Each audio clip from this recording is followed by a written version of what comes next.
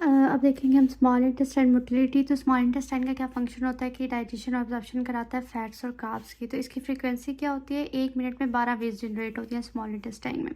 पहली जो चीज़ हम इसमें देखेंगे वो हम सेगमेंटेशन कॉन्ट्रैक्शन देखेंगे। ठीक है, फूड जो है किस तरह से स्मॉल इंटेस्टाइन में एंटर होता है, एंटर होने के बाद स्मॉल इंटेस्टाइन खुल जाती है और फिर ऐसे सॉसेजेस लाइक चेन एक होती है और हर इस सेगमेंट में ना कॉन्ट्रैक्शन हो रही होती है, मिक्सिंग और एब्जॉर्प्शन हो रही होती है। ठीक हो गया। और सेगमेंटेशन कॉन्ट्रैक्शन का क्या काम होता है कि ये फूड को आगे भेजता है ना पीछे भेजता है, बस ये यहीं पर इसकी कॉन्ट्रैक्शन और मिक्सिंग करा रहा होता है, मतलब सिक्रीशन मिक्सिंग और एब्जॉर्प्शन करा रहा होता है। फिर एक ड्रग है एट्रोपिन, अगर हम एट्रोपिन देंगे तो ये सेगमेंटेशन कॉन्ट्रैक्शन का प्रोसेस जो है ये क्या हो जाएगा, इनहिबिट हो जाएगा। सेकेंड हमारे पास जो चीज़ आती है वो आती है पेरिस्टाल्टिक कॉन्ट्रैक्शन। ठीक है, अब ये क्या होता है, काइम जो है वो आगे लार्ज इंटेस्टाइन में जाता है। ठीक है, फिर उसके बाद ये होता है कि कॉन्ट्रैक्शन बहुत ज़्यादा इंक्रीज़ हो जाती है काइम के पीछे। ठीक है, तो जो हमारा एंटेरिक नर्वस सिस्टम है ना वो इस प्रोसेस में इन्वॉल्व होता है। अब जो ये प्रोसेस है पेरिस्टाल्टिक कॉन्ट्रैक्शन का, तकरीबन इसमें 3 से 5 घंटे लग जाते हैं। इसमें हमारी बीआरएस में एक चीज़ बताई हुई है कि बिहाइंड द बोलस क्या हो रहा होता है, फ्रंट ऑफ बोलस क्या हो रहा था। तो बिहाइंड द बोलस जो एक्साइटरी ट्रांसमीटर्स होते हैं ना वो सर्कुलर मसल्स की कॉन्ट्रैक्शन करा रहे होते हैं और जो इनहिबिटरी ट्रांसमीटर्स होते हैं ना वो लॉन्गिट्यूडनल मसल्स को रिलैक्स करा रहे होते हैं। जबकि जो बोलस के फ्रंट पे इनहिबिशन कौन करा रहा, इनहिबिटरी फैक्टर्स क्या करा रहे होते हैं, सर्कुलर मसल्स की रिलैक्सेशन करा रहे होते हैं। एक्साइटरी ट्रांसमीटर्स क्या करा रहे होते हैं, लॉन्गिट्यूडनल मसल्स की कॉन्ट्रैक्शन करा रहे होते हैं। इसमें हमारा रिफ्लेक्स एक होता है, जनरेट होता है गैस्ट्रोइलियल रिफ्लेक्स, जो हम पहले रिफ्लेक्सेस में पढ़ चुके हैं। जो रिफ्लेक्स जनरेट होता है गैस्ट्रोइलियल रिफ्लेक्स, ये क्या एसोसिएट होता है सिम्पैथेटिक नर्वस सिस्टम से और पैरासिम्पैथेटिक नर्वस सिस्टम से। ये रिफ्लेक्स क्या करता है, जब पेरिस्टालसिस का प्रोसेस हो रहा होता है ना स्मॉल इंटेस्टाइन में, तो हमारा जो इलियोसिकल वाल्व है वो ओपन हो जाता है, जिसकी वजह से जो हमारा डाइजेस्टेड जो खाना होता है ना वो आगे लार्ज इंटेस्टाइन में चला जाता है। और इस रिफ्लेक्स को मीडिएट कौन करता है, हमारी जो एक्सट्रिंसिक नर्व्स होती हैं ऑटोनॉमिक नर्वस सिस्टम की, और जो है गैस्ट्रिन रिलीज होता है।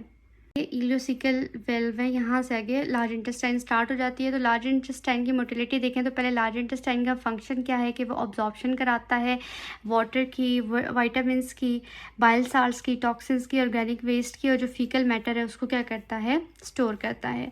इसमें जो है गैस्ट्रोकोलिक रिफ्लेक्स जनरेट होता है। पहले हम देखें कि फीकल मटेरियल कैसे, ये सीकम है, सीकम इसके पहले अगर एनाटॉमी देखें तो ये सीकम है, ये ascending colon, transverse, descending sigmoid, rectum, anus, ये यहाँ पर अपेंडिक्स भी आ जाता है। ये इलियोसिकल वाल्व और ये यहाँ पे इलियम है, स्मॉल इंटेस्टाइन का पार्ट है ये। तो फीकल मटेरियल क्या होता है, सीकम से आगे जाता है। ठीक है, इन सब कैलॉन से होता हुआ जाता है रेक्टम और एनल केनाल में। तो हॉस्ट्रा यहाँ पे फॉर्मेशन होती है, हॉस्ट्रा की जो सैक लाइक सेगमेंट्स होते हैं। ठीक है, लार्ज इंटेस्टाइन में कॉन्ट्रैक्शन के बाद ये अपीयरेंस होती है। तो इसमें हम 3 देखेंगे, पहली चीज़ सीकम और प्रॉक्सिमल कोलॉन को, फिर डिस्टल कोलॉन को, और तीसरा हमारे पास जो है डिफिकेशन का प्रोसेस होगा। तो सीकम और प्रॉक्सिमल कोलॉन में क्या होता है कि जब प्रॉक्सिमल कोलॉन खुल जाता है, क्योंकि उसके अंदर फीकल मटेरियल होता है। ठीक है, यहाँ पे जब फीकल मटेरियल होता है तो वो डिस्टेंट हो जाता है, जिसकी वजह से क्या होता है, जो इलियोसिकल स्फिंक्टर है ना वो कॉन्ट्रैक्ट होता है। जब वो कॉन्ट्रैक्ट होता है तो वो क्या करता है, जो इलियम का जो रिफ्लेक्स है उसको प्रिवेंट करवाता है। इसमें क्या होती है, सेगमेंटेशन कॉन्ट्रैक्शन होती है और मैस मूवमेंट होती है। तो सेगमेंटेशन कॉन्ट्रैक्शन में क्या होता है, जो प्रॉक्सिमल कोलॉन होता है ना वो क्या करता है कि रिस्पॉन्सिबल होता है कि इन कंटेंट्स को मिक्स करवाता है और हॉस्ट्रा को प्रेजेंट कराता है। मैस मूवमेंट जो है ना वो दिन में 1 से 3 बार होती है और इसमें जो कंटेंट है ना वो इन सब कैलॉन से होता हुआ कहाँ जाता है, सिग्मॉइड तक जाता है। और डिस्टल कोलॉन में ये है कि क्योंकि प्रॉक्सिमल कोलॉन में जो है ना सारा पानी एब्जॉर्ब हो चुका है जो कंटेंट है उसमें से, तो इसमें आके फीकल मटेरियल जो है वो सेमी सॉलिड हो जाता है और वो आहिस्ता आहिस्ता मूव कर रहा होता है और फिर आगे से प्रोपेल हो जाता है, चला जाता है हमारे रेक्टम में। फिर हमारे पास आ जाता है रेक्टम एनल कैनाल नोटिफिकेशन। तो इसमें क्या होता है कि ये जो लार्ज इंटेस्टाइन है इसके 3 जो ये पार्ट्स होते हैं, सिकम, कोलोन एंड रेक्टम। अब जब फीसेस जो आके हमारे रेक्टम में होते हैं ना, तो फिर हमारी जो लार्ज इंटेस्टाइन है उसकी वॉल जो है वो डिस्टेंट हो जाती है। जब वॉल डिस्टेंट होती है तो हम डेफिकेशन कर सकते हैं। रेक्टम जो है वो कॉन्ट्रैक्ट हो जाता है और उसके जो स्फिंक्टर हैं वो रिलैक्स हो जाते हैं। इसमें 2 तरह के स्फिंक्टर्स होते हैं, ठीक है। एक होता है इंटरनल स्फिंक्टर और एक होता है एक्सटर्नल स्फिंक्टर। जो इंटरनल स्फिंक्टर है ये इनवॉलेंटरी होता है, जबकि जो एक्सटर्नल स्फिंक्टर है वो वॉलेंटरी होता है, हमारे कंट्रोल में होता है। तो इसमें उसके बाद जो है इसमें जो है 2 तरह के जो है रिफ्लेक्सेस जनरेट होते हैं। एक होता है इंट्रिंसिक रिफ्लेक्स और दूसरा हमारे पास होता है पैरासिम्पैथेटिक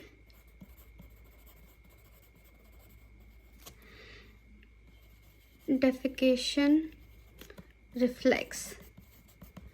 इधर जो है ना 2 तरह के जो है रिफ्लेक्सेस जो है जनरेट होते हैं, इंट्रिंसिक रिफ्लेक्स और पैरासिम्पैथेटिक डेफिकेशन रिफ्लेक्स। अब जो इंट्रिंसिक रिफ्लेक्स में क्या होता है, जो हमारा रेक्टम है वो डिस्टेंट होता है, खुला हुआ होता है। तो हमारे जो माइंटेरिक रिफ्लेक्सेस है ना वो क्या करेंगे, जो पेरिस्टाल्टिक वेव है उसको जनरेट कराएंगे। किस में, डिसेंडिंग कोलॉन में, सिग्मॉइड कोलॉन में, ठीक है। इसमें जो है ये क्या करेंगे, पेरिस्टाल्टिक वेव जनरेट कराएंगे। उसकी वजह से जो कंटेंट है ना वो कॉन्ट्रैक्ट होगा और वो इंटरनल स्फिंक्टर तक आ जाएगा। तो हमारा इंटरनल स्फिंक्टर जब रिलैक्स होगा तो वो कंटेंट चला जाएगा हमारे एक्सटर्नल स्फिंक्टर तक। फिर जब हमें डिफेकेशन की डिज़ायर होगी तो हम डिफिकेट कर लेंगे।